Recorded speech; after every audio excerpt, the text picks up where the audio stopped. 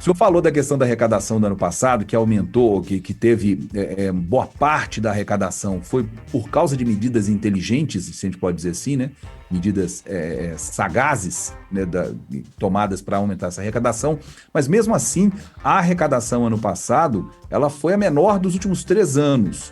A segunda maior da série histórica, desde 96, mas foi a que caiu em relação aos anos de pandemia. Quer dizer, a arrecadação diminuiu um pouquinho. É uma redução muito pequena, quase insignificante, mas no final das contas o governo botou nos cofres públicos 2 trilhões e 300 bilhões de reais.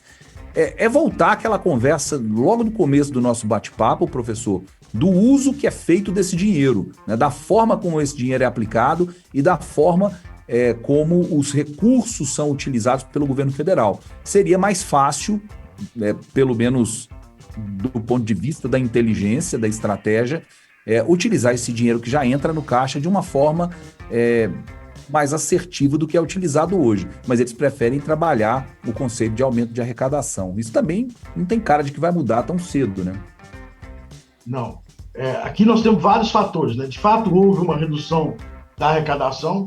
O secretário da Receita Federal argumenta que porque houve um pico pós-pandemia nas commodities, né? E agora a gente estaria voltando aos patamares historicamente devidos, e também houve lá atrás uma redução sobre a tributação de combustível que teria influenciado nessa pequena queda. Mas primeiro nós estamos falando só da arrecadação federal, né? Temos também a arrecadação de estados e municípios que podem ir para entes federativos diversos, mas o bolso de quem paga é único, né? Então, o valor acaba sendo um impacto muito maior que esse. E, de novo, nós estamos falando desse grande dilema que vive a nação brasileira, da política econômica é muito necessário que ela busque o déficit zero, mas como buscar o déficit zero? Até então, nós tínhamos lá aprovado na época do presidente Michel Temer, né, o teto dos gastos. É uma política que era muito criticada e, de certa forma, não deu tão certo.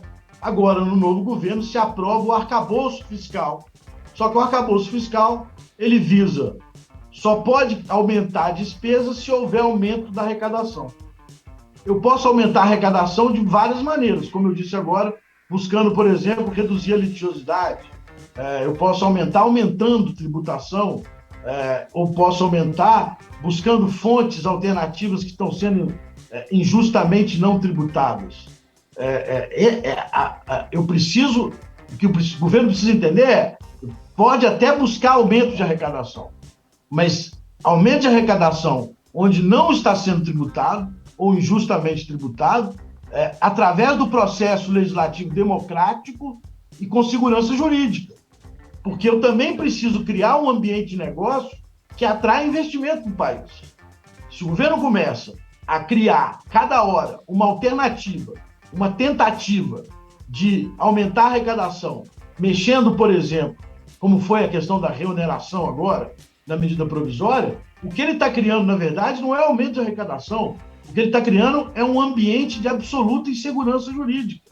E aí eu vou diminuir o investimento. Existem vários setores no Brasil que estão com o investimento parado porque não sabem qual é o futuro da arrecadação. Por exemplo, esse caso da reoneração daqueles que estavam desonerados da tributação sobre a folha, da medida provisória 1202, é muito sintomático. Esses setores estão esperando. Eles não sabem se eles repassam para o contrato um reajuste de inflação ou também um reajuste de tributação, porque não sabe se está valendo a medida provisória, se valeu o veto do Congresso Nacional ou se vale a promessa que está sendo feita nos jornais de que essa reoneração vai cair. Então, esse ambiente é o pior ambiente possível, né? Nós precisamos definir, traçar uma linha de melhoria qualitativa da arrecadação e redução de gasto público. Senão, essa equação nunca vai fechar. Muita gente participando aqui, professor Luiz, mandar um abraço aqui para o pessoal, o Ivander de Montes Claros, o grande Sidney também de Montes Claros, o Sóstenes de BH, aquelas figurinhas carimbadas do Talks interessadas no tema. E o que eu entendo aqui nos comentários, professor, é que eu acho que o entendimento que se tem de arrecadação tributária, de impostos, isso tem se tornado mais realidade do brasileiro. A gente tem buscado entender um pouco mais sobre isso.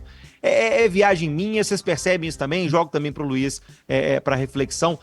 Se tem discutido isso mais, a gente viu aí a reforma tributária sendo promulgada aí, no final do ano passado, após 30 anos de discussão. E finalmente se chegando aí, não agradou todo mundo, mas a gente pelo menos conseguiu dar um jeito na história. Eu não tenho dúvida que a gente tem